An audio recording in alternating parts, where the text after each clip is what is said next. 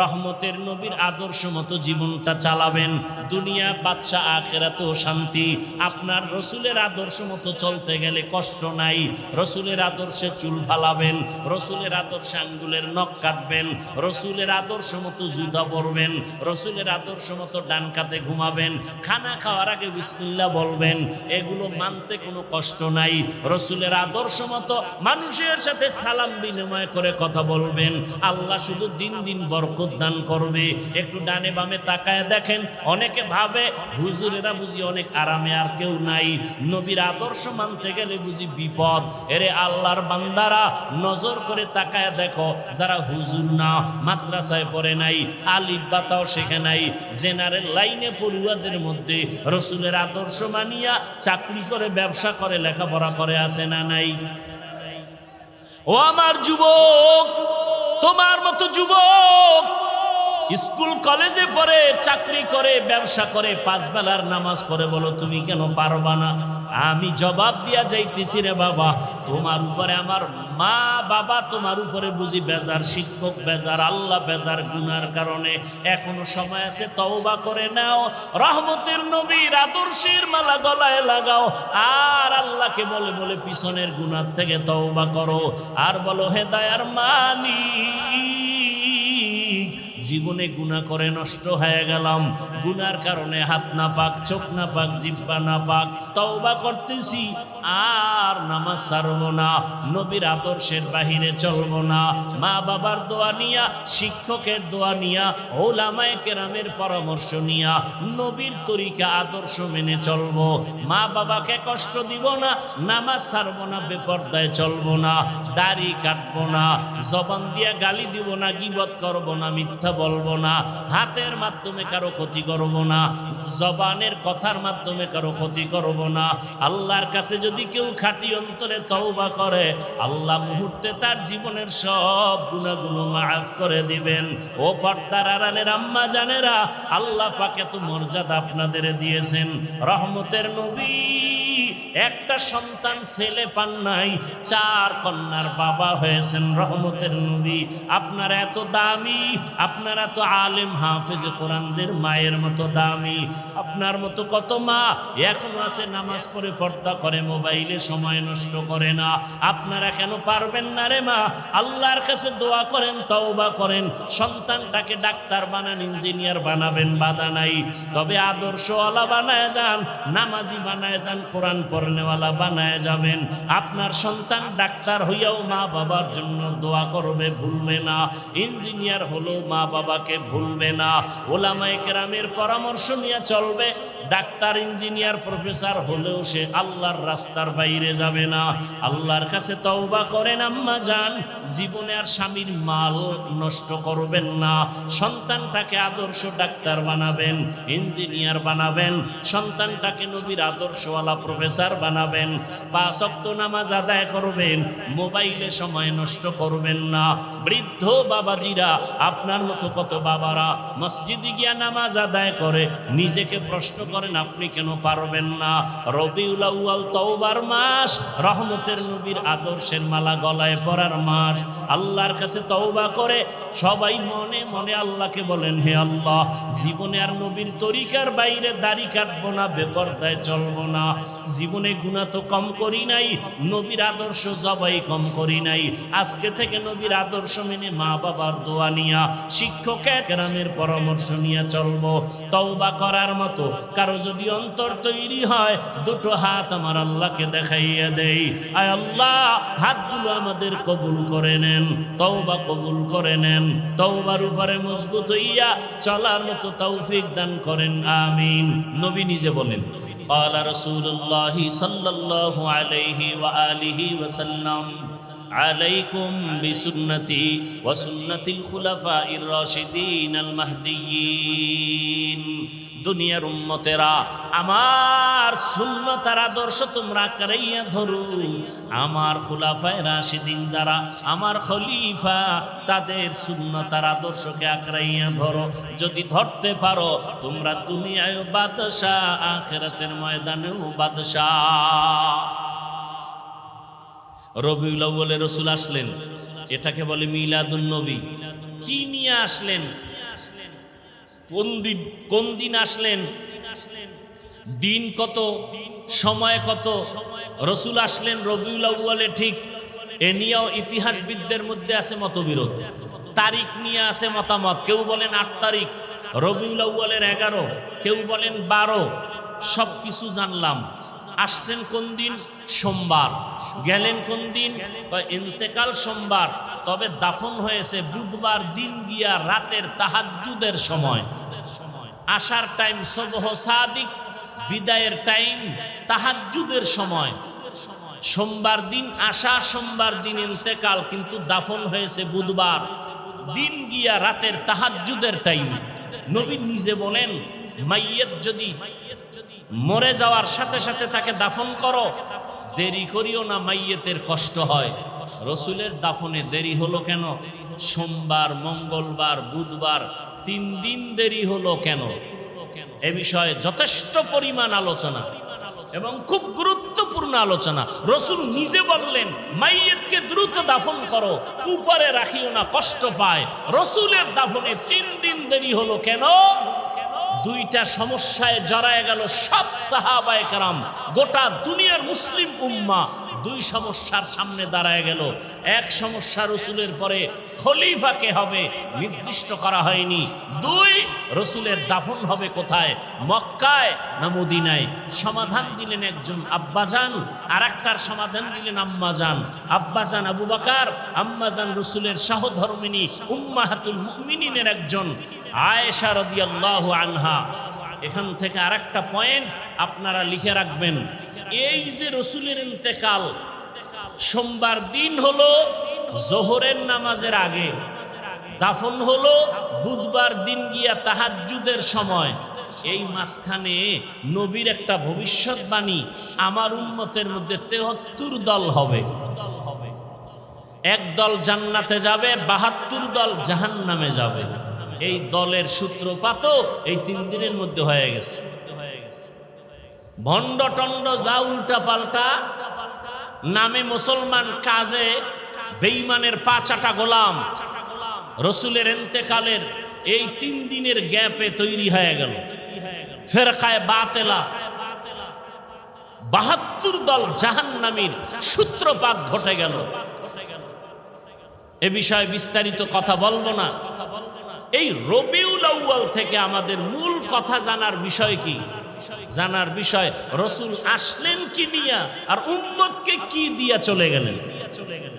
এই মূল কথা এখানে। রসুল কি নিয়ে আসলেন, আল্লাহ তার জবাব দিয়া কোরআনের ভিন্ন আয়াতে বলেন, লাকাদ কানা লাকুম ফি রাসূলিল্লাহি উসওয়াতুন হাসানাহ।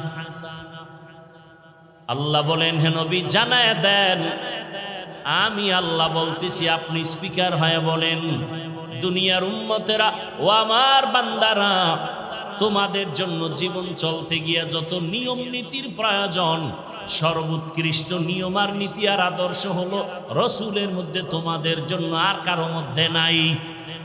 তাহলে সর্বোত্তম আদর্শ রসুলের মধ্যে, আর কারো মধ্যে? কথা বলেন না কেন? রসুলের মধ্যে কেমন উত্তম আদর্শ? আল্লাহর জাতের কসম, জমিনের মধ্যে যত যত আদর্শ, এক কথায় আমি সারা বাংলাদেশে এক কথায় জবাব দেই, দুনিয়াতে কত আদর্শের গান শুনি। আব্রাহাম লিঙ্কনের আদর্শ, মাও সেতুনের আদর্শ, লেনিনের আদর্শ, কালমার্সের আদর্শ, প্লেটোর আদর্শ, এক কথায় দুনিয়ার সব আদর্শগুলো নাপাক, একমাত্র মদিনাওয়ালা রসুলের আদর্শই হলো পাক। ইমামুল আউয়ালিনাল আখিরিন, বহরে সদকা রহমাতাল লিল আলামিন, সাইয়্যিদুল কাউনাইন খাতমুল মুরসালিন, আখির আমদ বুদে ফখরুল আউয়ালিন। রহমতের নবীর আদর্শ কত পাওয়ারওয়ালা। দুনিয়ার সব মানুষের বানানো আদর্শগুলো নাপাক। কেন? বলে মানুষটাই নাপাক। মানুষটাই কি? কারণ চক্ষু দিয়া বেগানা দেখে, চোখ না পাক। জবান দিয়া গালি দেয়, গীবত করে, জিহ্বা না পাক। হাত দিয়া মানুষের বিরোধিতায় লেখে, হাত না পাক। এরপরে 3 বেলার খানা খেয়ে যে মদ পান করে, বিড়ি টানে, ওর দেমাগ না পাক, ওর অন্তর না পাক। এই নাপাক দেমাগ দিয়া যা লেখবে, যা বলবে, সব হবে না পাক। গর্ব সুরত আদমি ইনসাবুদে আহমদবু জাহলো হামেক সাবুদে আদমিরা আদমিয়ত লাজমাস আউদেরা গর্বুনা বশুদহি জামাস। দুনিয়ার সমস্ত মানুষের আদর্শ, কথা বলেন না, ঘুমাইতেছেন। দুনিয়ার সবার বানানো আদর্শ রসুলের আদর্শ। কেন আমার রসুলের আদর্শ পাক? আমার রসুল হলেন পাক। কেমন পাক? রহমতের নবীর আম্মা জানা আমেনা বলেন, জমিনের মধ্যে যত মা সন্তান গর্ভে নেয়, ঘুম নাই, মাথা ব্যথা, পেট ব্যথা, আমার গর্ভে মুহাম্মদ আসতেছে। অন্য মহিলার মতো আমার কোনো মাথা ব্যথা নাই, কোনো ঘুরানি নাই, পেটে যন্ত্রণা নাই, পেরেশানি নাই। দুনিয়ার সব মায়ের সন্তানগুলো জমিনে যখন ভূমিষ্ঠ হয়, রক্তপাত হয়, মা কান্না করে। আর আমি আমেনার কোনো রক্তপাত নাই, আমি আমেনার কোনো কষ্ট নাই। দুনিয়ার মা বাচ্চা প্রসব করে কান্না করে, আর আমি আমেনা রহমতের নবী দুনিয়াতে আসার পর কোনো কান্না নাই। রহমতের নবী দুনিয়াতে এসে আল্লাহর নামের শুকর আদায় করেছি। দুনিয়ার নারীরা বাচ্চা প্রসব করে খতনাবিহীন অবস্থায়, আমার রহমতের নবী খতনাকৃত অবস্থায় আসছে। আর আমি আমেনা রহমতের নবী এমন এক সময় আসছেন, আমি দেখি বিশাল একটা আলো। ওই আলোর মধ্যে আমি নজর করে দেখলাম বহুদূরের পারস্য আর বিশাল বড় বড় রাজপ্রাসাদগুলো আমার নজরে দিবালোকের ন্যায় স্পষ্ট। 1000 বছরের প্রজ্বলিত আগুনটা হঠাৎ করে নিভে গেল। রহমত আর সে কোনোদিন আগুন জ্বলতে পারে না। রহমত থাকলে সেখানে অশান্তি থাকবে? কথা বলেন না কেন? আমাদের সমাজে, ঘরে, রাষ্ট্রে অশান্তি কেন? রসুলের আদর্শ নাই। রসুলের আদর্শ কি? বলে এতটা পিওর, যদি কেউ পালন করে, দুনিয়াতে বাদশা মুকুটহীন সম্রাট। কি সম্রাট? চেয়ারম্যানের চেয়ারের মেয়াদ শেষ, এমপি সাহেবের মেয়াদ শেষ, কিন্তু কোরআনওয়ালা রসুলের আদর্শওয়ালারা যে চেয়ারে বসছে, চেয়ারের কোনো মেয়াদ নাই। আছে কোনো মেয়াদ? সম্মানকে দিয়েছেন, জোরে বলেন। জিন্দগি মে বন্দগি তু করনা হে, জিন্দগি মে বন্দগি তু করনা হে, जिंदगी बे बंदगी शर्मिंदा है, जिंदगी बे बंदगी शर्मिंदा है। दुनिया में हो दुनिया का तलबगार न हो, बाजार से गुजर हो खरीदार न हो।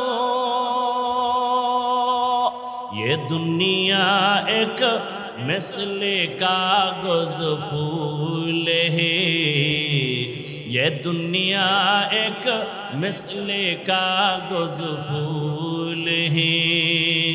जिंदगी में बंदगी तू करना है,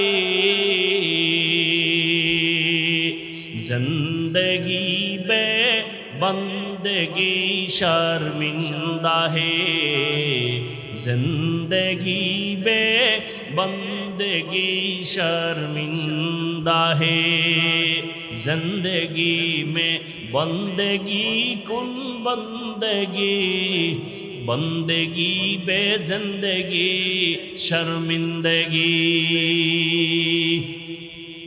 রহমতের নবী এমন এক আদর্শ নিয়ে আসলেন। রহমতের নবীর আদর্শ আজকে যদি সুমন সাহেব আপনাদের জনগণের নেতা হিসাবে পরিচিত, তিনি যদি চাইতেন এখানে একটা সমাবেশ করবেন, দুনিয়ার লাইনে তার আসা যাওয়ার গাড়ি ভাড়া দিতে হবে, বসার জন্য ভিআইপি ব্যবস্থা, ঠিক নেই? কিন্তু এখানে যারা আসছেন কোরআনের মহব্বতে, রহমতের নবীর মহব্বতে, রবিউল আউয়ালের মহব্বতে, উলামায়ে কেরামের বয়ান শোনার জন্য আসা যাওয়ার ভাড়া দিছেনি, দিবেনি, দেওয়ার আশা আসেনি, বরং ফাঁকে দিয়ে আরো টাকা পয়সা কিছু রেখে দেওয়া হলো, ঠিক নেই? বসার জন্য কোনো ভিআইপি ব্যবস্থা নাই। দুনিয়ার মধ্যে সব থেকে নরমাল থার্ড ক্লাসের বিছানায় আপনারা বসে গেলেন। কে বড়, কে ছোট, কে আলেম, কে মূর্খ, কোনো ভেদাভেদ নাই। এটা কেমন করে সম্ভব? একমাত্র রসুলের আদর্শ মানার কারণে সম্ভব। তুকু যাও সুন্নতে আহমদ কুজা বা মুহাম্মদ কাইবুয়াদ নিসবত তোরা মান আহাব্বা সুন্নতি কৌলে রসুল মজদায়ে কানা মাই হামকুন কবুল। রসুলের আদর্শ মানার কারণে এটা আমাদের জন্য বড় সহজ। এখানে বসিয়া কারো মনে কষ্ট নাই, বরং আর অন্তরে বড় ভয়, না জানি আমার মাওলা আমারে কবুল করলেন কিনা, আমার বসাটা না জানি মাওলার মোহাব্বতে হলো কিনা। এরে নবীর আশেক ১৫০০ বছর পরে নবীর আদর্শ মানার কারণে যদি এমন শান্তি আর শৃঙ্খলা হয়, যদি জাতীয় দুনিয়ার লাইনের সমাবেশ হতো, কত র্যাব পুলিশ লাগতো নিয়ন্ত্রণের জন্য। দেখছেন নি জাতীয় নির্বাচন রয়েছে কত শত বছর, হিসাব নাই। সামান্য একটা ভার্সিটির নির্বাচনে রাত শেষ, সারা রাত খালি গন্তি আছে। দেখছেন নি কারবার, এটা কিয়ামতের আলামত। কথা বুঝেন নাই? এরে আল্লাহর বান্দারা, রহমতের নবীর আদর্শ এত সুন্দর, মানুষগুলো শান্ত, আল্লাহর তরফ থেকে আল্লাহর রহমত বর্ষিত হয় 24টা ঘন্টা। এর নবীর আশেক রহমতের নবী এমন এক আদর্শ নিয়ে আসলেন। কোন জায়গায়? বলে মক্কা। মানুষ কেমন কয়? চরিত্রহীন, লম্পট। রহমতের নবী এমন এক সময় মক্কা নগরীতে আসছেন, মক্কার মানুষের মতো চরিত্রহীন জমিনে আর কেউ নাই। বাইতুল্লাহর চতুর্পার্শ্বে নারী আর পুরুষেরা উলঙ্গ হয়ে তাওয়াফ করে। কতটা খারাপ! সেই সমাজের মধ্যে রহমতের নবী উত্তম আদর্শ নিয়ে আসলেন। এমন উত্তম আদর্শ গ্রহণ করার কারণে ওই মক্কার চরিত্রহীন মানুষ এত দামি, আল্লাহ জিব্রাইলকে পাঠায় বলে, লিস্টি দিয়া দিলাম, লিস্টির মধ্যে যাদের নাম আছে রসুলকে শুনাইয়া দিতে বলো। লিস্টির ভেতরে সব নাম যারা, সবাই বিনা হিসাবে জান্নাতি। লিস্টির মধ্যে কয়জনের নাম? আমার কথা বলেন না কেন? কয়জন? 10 জন সাহাবা লিস্টির মধ্যে নাম আর সেরা বিনা হিসাবে জান্নাতি। জানা থাকলে বলেন প্রথম সিরিয়ালে কার নাম? আবু বকর দ্বিতীয় সিরিয়ালে, ওমরে ফারুক তৃতীয় সিরিয়ালে, ওসমান চতুর্থ সিরিয়ালে। এদেরকেই একটু আগে বলছি খোলাফায়ে রাশিদিন বলে। 10 জন সাহাবা জান্নাতের অগ্রিম টিকিট পেয়ে গেলেন। যে ওমর 27 বছর বয়সে তরবারি নিয়ে দৌড়ায় মুহাম্মদের কল্লা কাটার জন্য। দেখছেন নি আল্লাহর কুদরত? রসুলের গর্দান কাটার জন্য দৌড়ায় ওমর। বয়স কত? 27 বছর। আল্লাহর কুদরত, সেই ওমর আমার রসুলের চেহারা মোবারক দেইখা তরবারি ফালাইয়া কালেমা পড়ল। রহমতের নবী বলেন, ওমর আমার হাতের সাথে হাতটা লাগায় দাও। ওমরের হাত আমার রসুলের হাতে লাগলো। এমন পাওয়ার আল্লাহ দান করেছেন। 1 মিনিট আগে যেই ওমর আমার রসুলের দুশ্মন, 1 মিনিট পরে ওমর তরবারি নিয়ে দাঁড়াইয়া হাতিমে কাবায় চিল্লাইয়া বলে, রসুলের দুশ্মনেরা কে আছো, আমার সামনে দাঁড়াও, মুহাম্মদের প্রয়োজন হবে না, আমি ওমর তোমাদের জন্য যথেষ্ট। রসুলের মুহাব্বতের আদর্শ। সেই ওমর কি হয়ে গেল যে রসুলের জবাই করবে, এখন সে ওমর আশারায়ে মুবাশশারা জান্নাতের 10 জন সাহাবী বা সাহাবা, এদের দ্বিতীয় হযরত ওমর। আল্লাহ তারে এমন পাওয়ার দিছেন যে 1500 বছর পরে এখনো ওমরের নাম শুনলে কেমন যেন ভয় লাগে। লাগেনি? কথা বলেন না কেন? এই যুবকেরা, তাবিজ দিয়া যায়, তাবিজ কাজে লাগাই।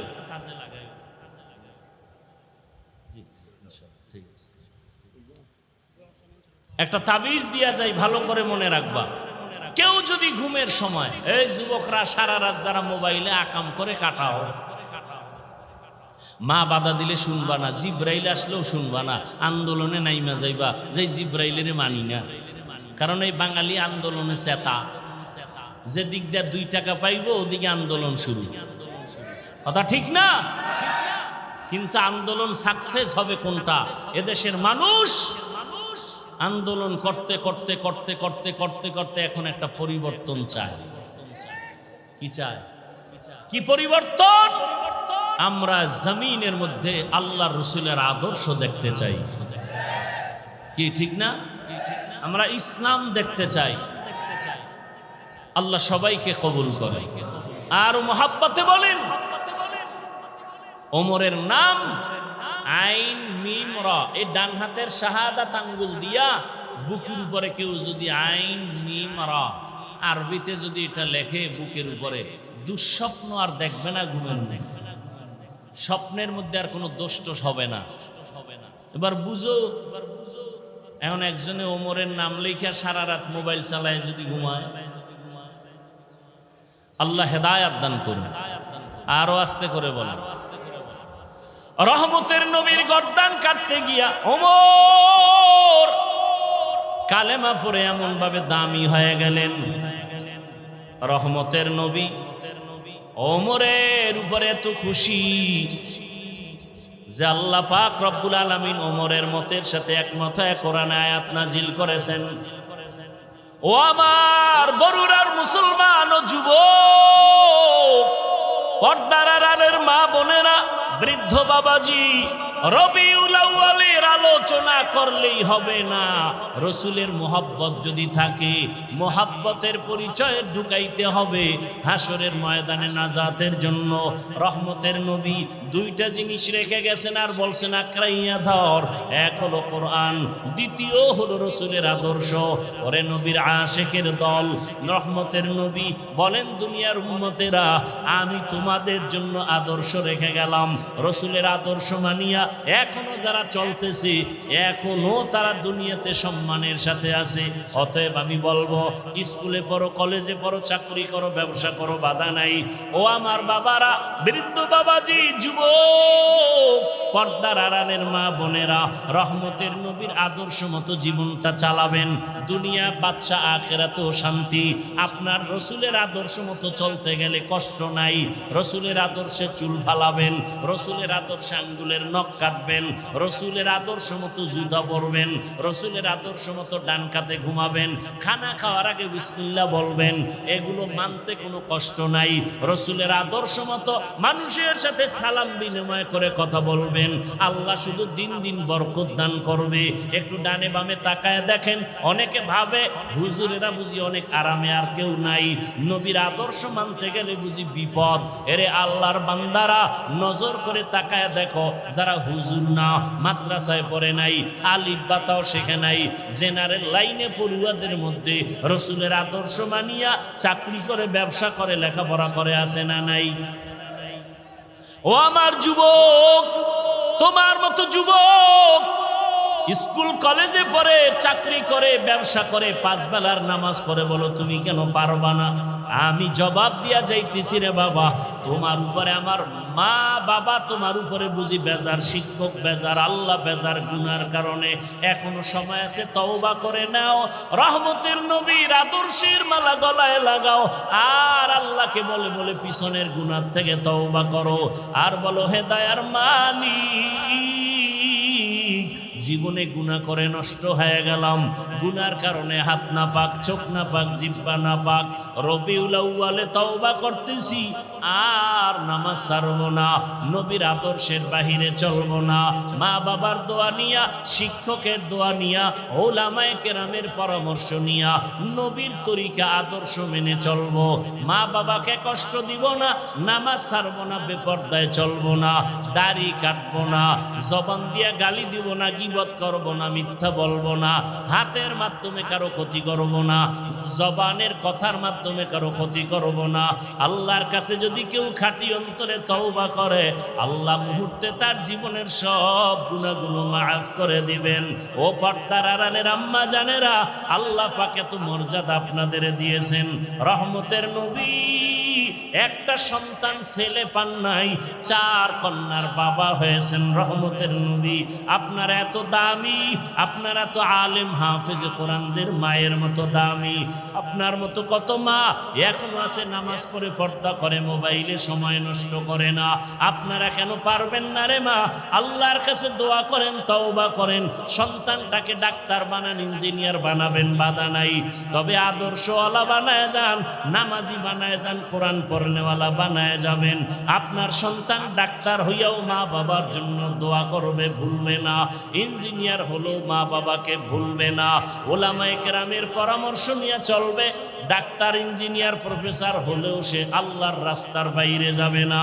আল্লাহর কাছে তওবা করেন আম্মা জান, জীবনে আর স্বামীর মাল নষ্ট করবেন না।